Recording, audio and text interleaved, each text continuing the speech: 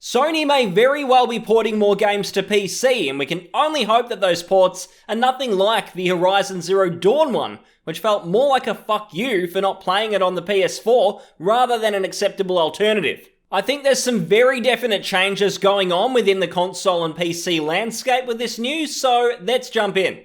Hi, Estelden here. I'm very much of the opinion right now that Sony are offering the least amount of value to PC gamers out of all the big console makers.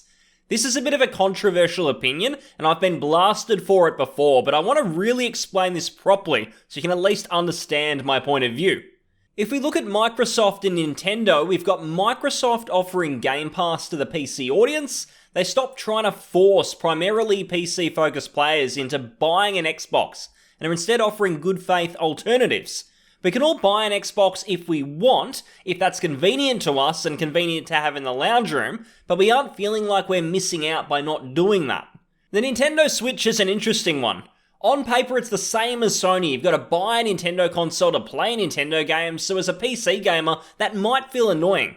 However, Nintendo's games have been developed this time around with a handheld experience in mind. They can be played fluidly in bed, on the toilet, on the plane. The Nintendo Switch console is actually providing value outside just the video games. Keep in mind as well, I'm talking about this from the perspective of a primarily PC-focused gamer. That brings us to Sony and the PS5. Sony have made it very clear they're doubling down on time-exclusive content. They want to ensure that if you don't buy a game on PlayStation, you're going to miss out on something. So what does that tell you? It tells you they want you to buy a PlayStation, not because you want a PlayStation or you might find it useful, but because if you don't, you'll miss out on content in some games you might have wanted to play on a PC, for example. So why is that a problem? Well, Sony until quite recently had a bit of an antagonistic relationship with PC. If we remember back to the PS2 era, as an example, PC gaming was basically dead. You had a few big games like World of Warcraft, you had all the MMOs, but actual single-player focused titles were having a really bad time on PC.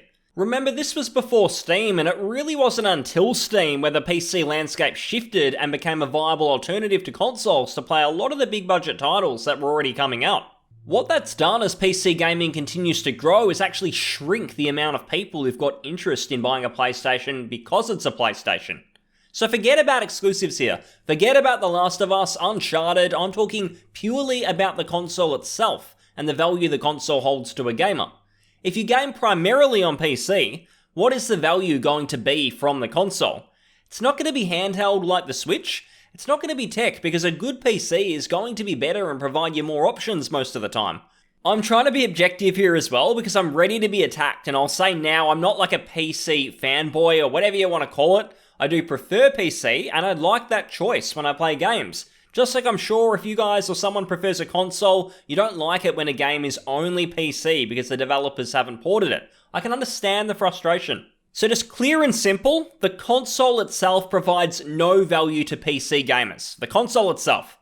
And up until Sony announced they were doing more ports, I was really worried, to tell you the truth. They ported Horizon Zero Dawn a little while back, and I think before the port came out, PC gamers were really hopeful that it was going to be meaning many more ports in the future. But as it got closer, and Sony spoke more about it, it started to feel like a bit of a marketing ploy. Get PC gamers interested in the series, so they shell out hundreds of dollars for that PS5 just so they can play the sequel. Well, if that was their intention, it was a complete blunder. The ports sucked, and it just makes people think Sony simply don't give a shit about the potential gaming audience on PC. It's just all about selling PlayStations, not the software. I'm skeptical of their PC plans because Sony seem to be doubling down on this insistence that anyone who wants to play their exclusives and get access to the exclusive content they've hidden away, they have to buy a PS5. It feels like an entry fee. It doesn't feel like I'm actually getting anything for my money as a PC gamer. I've used this on forums in the past as a bit of an example, and I was really attacked for this opinion, but I'll say it again. I would rather pay Sony $1,000 if it meant I could play all of their games on quality ports on PC at launch. So I'm not talking about the games being included for that price. I'll happily buy the game separately. I'm talking about instead of having to buy a PS5 and play games on the PS5. And imagine this. Imagine you wanted to play an EA game on PC. I mean, I don't know why you'd want to play an EA game for the most part, but anyway. And let's say that they force you to buy some $800 special PC with an Origin label on it. That's honestly what the PS5 feels like to me as a PC gamer right now. It's an annoyance, it's a nuisance, and it only exists so Sony can collect an extra $800 before I can access their games, and it's fucking tiresome. I didn't care when it was an industry standard either, which it was for a long time.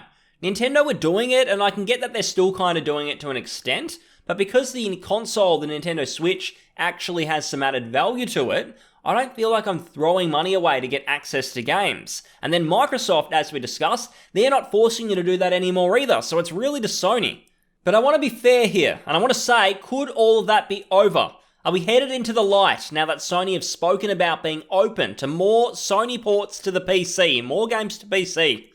Well, I remain really skeptical. Even if that was to happen, I can see them keeping PCs like a game behind all the times, each series.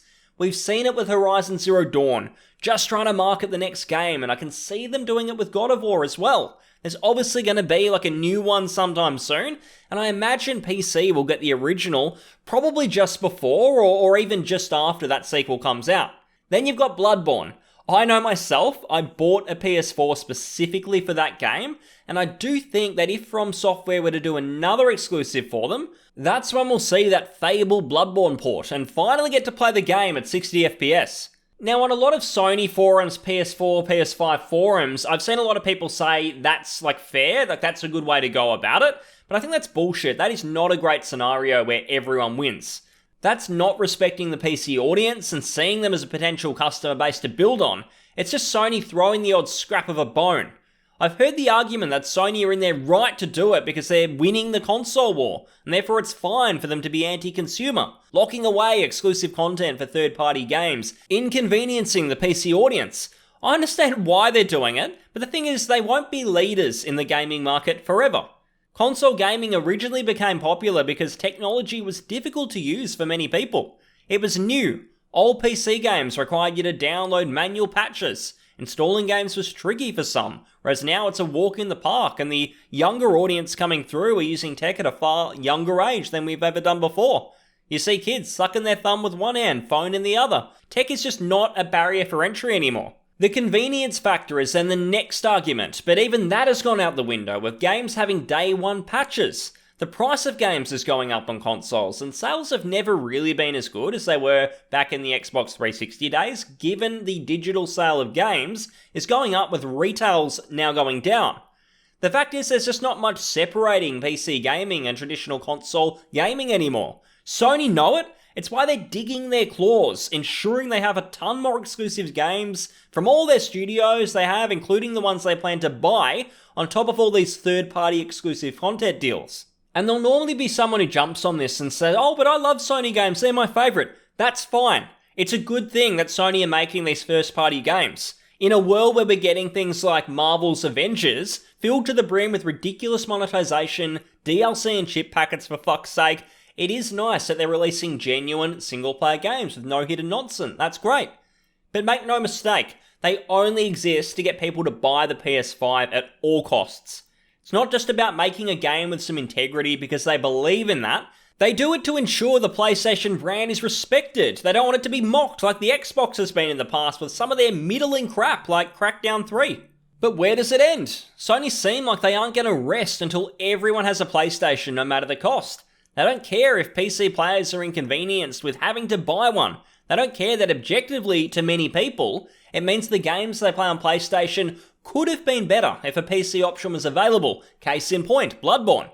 It seems like to them, all publicity is good publicity, when really they're just going to detach PC players from the PlayStation brand, when they could be finding a better solution that still makes some money, but ensures their ecosystem grows like it needs to be when the day comes when consoles aren't really seen as viable or necessary anymore. What I'd like to see Sony do is actually start off with a very simple good faith gesture. Official PC drivers for the DualShock controller. I personally don't use one much, but many people like it, and it surely can't be a ton of effort when fans have found workarounds and created third-party apps to ensure it works all of the time. Next, port over the missing games. Don't do an Xbox and leave something like Halo 5 out in the dry.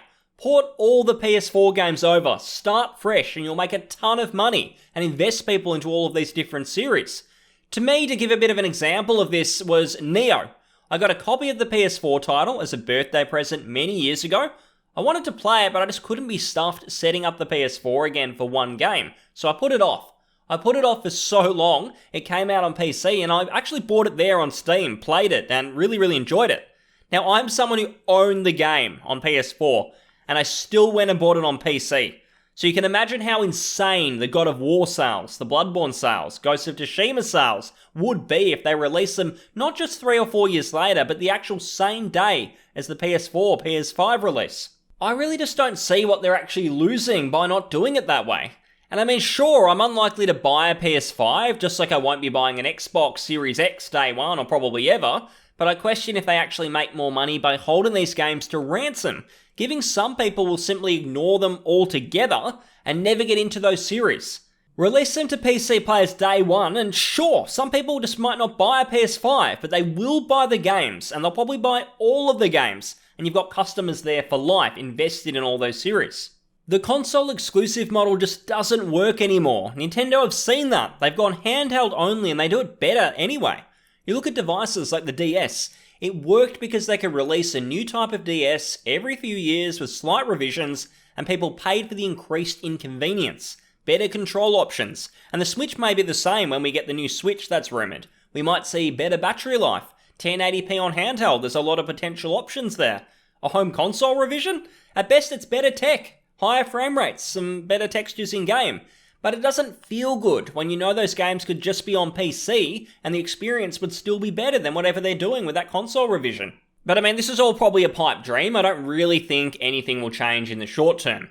I do think Sony will continue down this road, lazy PC ports like Horizon, because I don't care about the experience that one of us might have on a Steam game. They'll continue to delay releases to the point where you almost have forgotten about the game until the day it comes out, and that will be that. I don't think it's going to be until shit really hits the fan that they'll actually change things up. It'll be when their studios have a rut with great games. We've already seen signs of the fact that they're not invincible, with games like Death Stranding, Last of Us 2. They had a very mixed reception with fans, certainly not being the juggernauts Sony were probably expecting in terms of fan feedback. People always hit me with, oh, but The Last of Us 2, it sold insanely well, you're just full of shit. Yeah, I know it sold well, but that's because of the first game. It was nothing to do with good word of mouth from part 2.